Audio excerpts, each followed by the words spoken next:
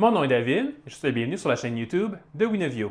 Ici, on te parle de ton site web et de sa visibilité sur la toile. Aujourd'hui, je te présente une vidéo tutoriel où je vais te montrer comment faire pour ajouter, modifier et supprimer des portes de courriel et des redirecteurs sur un serveur web en cPanel. Au niveau des serveurs d'hébergement web, il y a trois technologies qui sont très populaires, soit cPanel, DirectAdmin et Plesk. Donc, si toi tu es un client de Winovio ou une cliente de Winovio, ton site web et tes boîtes de courriel sont hébergés sur un serveur cPanel. Si par contre tu fais affaire avec un autre fournisseur et puis que ce fournisseur-là utilise lui aussi cPanel, à ce moment-là, ce que tu vas voir à ton écran va être très similaire à ce que tu vas voir à mon écran, à quelques petites différences près, mais ça devrait être vraiment très similaire en réalité. Par contre, si de ton côté, tu es plutôt sur un serveur web qui est en DirectAdmin ou en Plesk, là, à ce moment-là, ça va être complètement différent. Et puis, le tutoriel d'aujourd'hui n'est pas du tout pertinent pour toi. Donc, je t'invite plutôt à trouver un tutoriel sur YouTube qui va te montrer spécifiquement comment ça fonctionne sur DirectAdmin ou sur Plesk. Je n'ai pas de vidéo sur ça sur la chaîne de Winovio parce que chez Winovio, ce n'est pas des technologies qu'on utilise pour héberger les sites web de nos clients.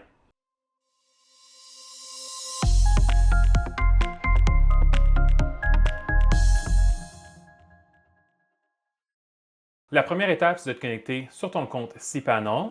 Donc, si tu n'as pas les accès cPanel, tu vas devoir contacter la compagnie qui héberge ton site web pour avoir les accès, autant à l'adresse pour te connecter sur cPanel que l'identifiant et le mot de passe. Une fois que ça c'est fait, tu as accès à tout ce qui a rapport avec l'hébergement de ton site web. Puis, une des choses que tu vas pouvoir faire, c'est ce que je te montre aujourd'hui. Ça va être d'ajouter, modifier et supprimer des boîtes de courriel et des redirecteurs. Je me rends compte que j'ai oublié de te dire c'était quoi des redirecteurs. Essentiellement, un redirecteur, c'est une adresse de courriel qui reçoit les messages sur le serveur puis qui redirige le message vers une autre boîte. Comme par exemple, ma boîte de courriel chez Winovio, c'est david@winovio.com. Par contre, chez Winovio, on a aussi une adresse de courriel info@winovio.com qui affiche sur notre site web, mais on n'a pas de boîte de courriel info. Ce qui arrive quand quelqu'un écrit à l'adresse info, c'est que le courriel est redirigé dans ma boîte de courriel. Donc, les gens écrivent à info, ça redirige dans la boîte David, puis quand je réponds, ça répond en tant que David. C'est ça en réalité la limitation d'un redirecteur, c'est que quand tu as un redirecteur, tu peux juste répondre en tant que la boîte de courriel qui reçoit le message, pas la boîte de courriel ou l'adresse à laquelle ça a été écrit. Donc, tu pourrais avoir, comme moi, 20 ou 30 adresses de courriel différentes qui livrent toutes dans ta boîte de courriel, mais quand tu réponds, ça répond toujours en tant que ta boîte de courriel. En l'occurrence, dans mon cas, c'est david@winovio.com. Donc, on va commencer par les boîtes de courriel. Dans l'interface de cPanel, tu as différents encadrés comme ça. Tu peux voir ici, j'ai un encadré email, j'ai un encadré fichier, un encadré base de données, etc. Ces encadrés-là, ils vont être différents d'un serveur d'hébergement à l'autre selon c'est quoi que le fournisseur rend disponible à toi comme client ou comme cliente de leur service. Il y a aussi l'ordre de ces boîtes-là qui va changer. Ces boîtes-là, disons, email, je devrais l'avoir un peu plus loin, je pourrais cliquer et le déplacer ici. Donc là, tu vois maintenant, j'ai la boîte email à la deuxième position, puis toi, tu pourrais l'avoir à la quatrième, à la cinquième, comme tu pourrais l'avoir à la première, comme je l'avais il y a un instant. Donc, si jamais tu ne vois pas la boîte email, fais juste descendre dans la page pour trouver tout simplement la boîte email. Après ça, tu vas aller sur l'icône compte de messagerie. Et puis de là, c'est là qu'on va créer des nouvelles boîtes de courriel. Donc, disons là, je vais me créer une nouvelle boîte de courriel David A. Je vais aller sur le bouton Créer. Je choisis le nom de domaine. Si tu as plusieurs noms de domaine configurés sur ton hébergement, fais sûr de choisir le bon nom de domaine. Ici au Canada, souvent, on a un nom de domaine en .com et un .ca pour notre entreprise. Moi, on va utiliser seulement un des deux pour nos boîtes de courriel et le site web. Donc, assure-toi de choisir le bon dans le menu déroulant ici. Si tu en as seulement un, par contre, il n'y aura pas de menu déroulant. Tu n'auras pas le choix de prendre celui qui est là. La boîte de courriel que je vais créer, ça va être david@winodev.net. Après ça, je vais vouloir générer un mot de passe. Idéalement, tu vas vouloir générer un mot de passe aléatoire qui est sécuritaire. Un mot de passe sécuritaire, il doit avoir une certaine longueur, avoir des lettres minuscules, des lettres majuscules et des caractères spéciaux comme dièse, point d'exclamation, etc. Le plus simple pour générer un mot de passe aléatoire, c'est laisser cPanel le faire pour toi. Donc, tu cliques sur Générer, puis il va tout simplement te générer un mot de passe qui considère comme sécuritaire. Puis il te met un petit indicateur ici en dessous pour te dire à quel point il est sécuritaire. Fait que par exemple, disons que je tape mon propre mot de passe. Disons que je mets le mot de passe patate. On s'entend que patate, c'est pas du tout sécuritaire comme mot de passe parce qu'il y a juste des lettres minuscules, il n'y a pas de majuscules, il n'y a pas de caractères spéciaux, pas de chiffres, etc. Donc, il nous identifie que ça, c'est un mot de passe qui n'est pas sécuritaire. Donc, l'idéal, c'est vraiment de générer un mot de passe aléatoire, à moins que tu penses que c'est un mot de passe que tu vas devoir rentrer à tous les jours pour te connecter à ta boîte de courriel.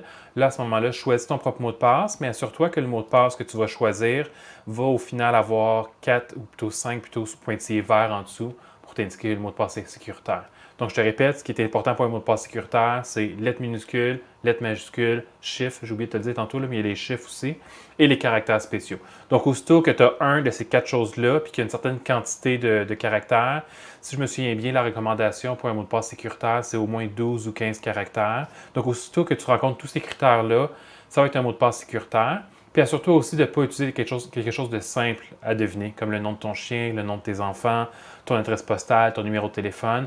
Idéalement, tu vas mettre quelque chose d'aléatoire ou quelque chose qui veut juste dire quelque chose pour toi, finalement, qui a juste une signification pour toi.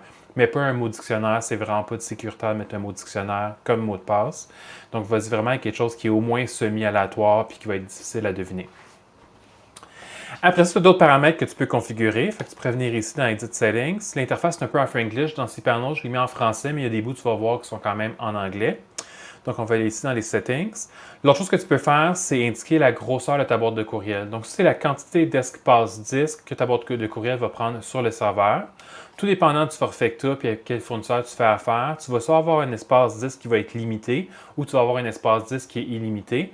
Puis en réalité, les fournisseurs qui offrent des serveurs avec des forfaits d'hébergement avec l'espace disque illimité, c'est pas réellement illimité. Bon, on ne s'embarquera pas là-dedans, mais on va dire que dans ton cas, l'espace disque n'est pas limité. Tu as un forfait, disons, de 10 gigaoctets pour ton hébergement web. Ce 10 gigaoctets-là, il va être partagé entre ton site web, donc les fichiers du site web, la base de données du site web, les images, les PDF, etc. Donc tout ce qui compose ton site web, puis chacune des boîtes de courriel. Fait que même si tu as un forfait d'hébergement de 10 gigaoctets, tu ne peux pas te permettre de te créer une boîte de courriel qui va être de 10 gigaoctets aussi. Donc, tu dois t'assurer que, disons, j'ai 5 boîtes de courriel à créer, mon site web il prend 2 gigaoctets, mais je vais vouloir m'assurer que dans le 8 gigaoctets qui restent, si toutes mes 5 boîtes de courriel sont pleines, ils n'atteindront pas le 8 gigaoctets. Parce que ce qui va arriver sur ton hébergement web, si l'espace disque est saturé, ça va planter ton site web. En tout cas, si tu as un site web avec une base de données, comme un site web WordPress, ça va planter ton site web. Parce que WordPress a toujours besoin d'un petit peu d'espace disque ou Joomla ou peu importe le gestionnaire de contenu. Dès que tu as un gestionnaire de contenu avec une base de données, tu vas vouloir t'assurer de ne pas saturer l'espace disque parce que ça va planter ton site web. Mais au niveau des courriels, la conséquence d'avoir une boîte de courriel qui est pleine ou avoir un forfait d'hébergement qui est plein, c'est qu'à ce moment-là, tu seras plus capable d'envoyer ou de recevoir des courriels. Donc, les gens qui vont t'écrire, les courriels vont être retournés, puis toi, tu ne seras pas capable d'envoyer des courriels non plus, jusqu'à ce que tu fasses du ménage. Donc là, on va dire ici que j'aimerais me mettre 2 gigaoctets. Donc, 2 gigaoctets d'espace disque dans un système informatique, c'est l'équivalent de 2000 mégaoctets. La valeur ici, MO, c'est pour mégaoctets.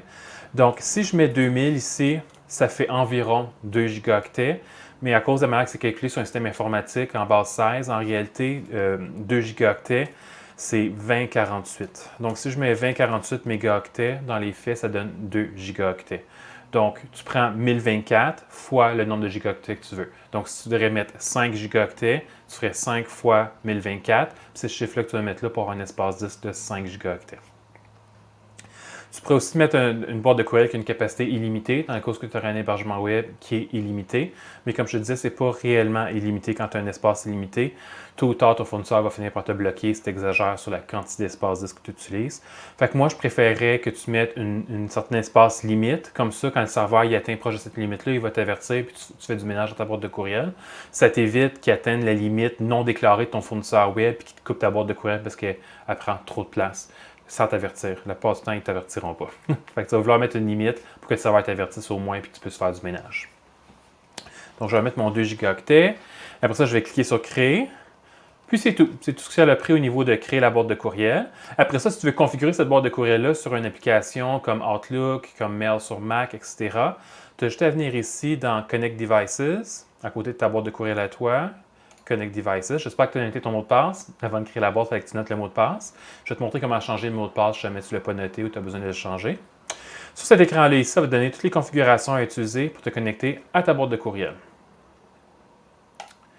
Donc là, disons que ta boîte de courriel elle est créée, tu as oublié de noter ton mot de passe ou tu as besoin de changer ton mot de passe pour une quelconque raison. Tu reviens ici dans l'interface de cPanel, tu vas à Compte de messagerie. Vis-à-vis ta boîte de courriel, tu vas cliquer sur Gérer.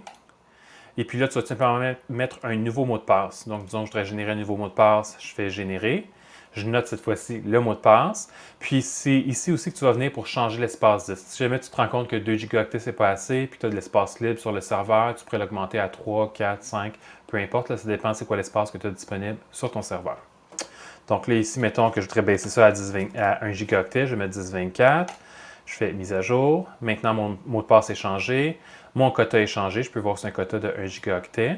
Puis je peux voir la quantité de 54 kilooctets qui est utilisée à date, qui est vraiment minime par rapport au quota de 1 gigaoctet.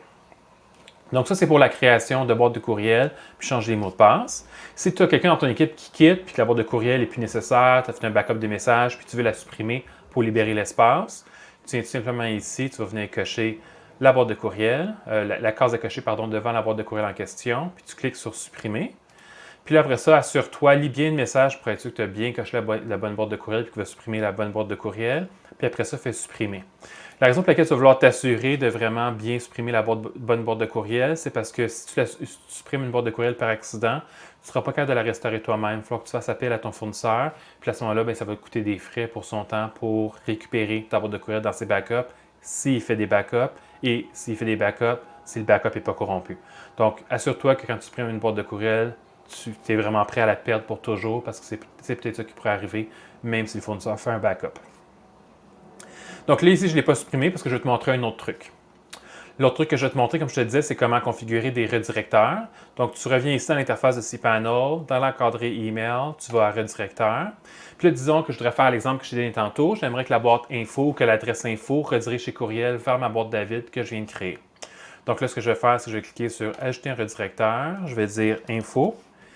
Je ne mets pas le nom de domaine parce que je choisis ici dans le menu déroulant. Donc, quand les courriels sont envoyés à l'adresse info@winavio.net, envoie-les à la boîte de courriel que j'avais créée, c'était winodev.net, comme ça ici. Oups. Donc là, en faisant ça, les messages envoyés à info@winodev.net vont être envoyés à david@winodev.net, la boîte que je viens de créer. Je vais faire Ajouter un redirecteur.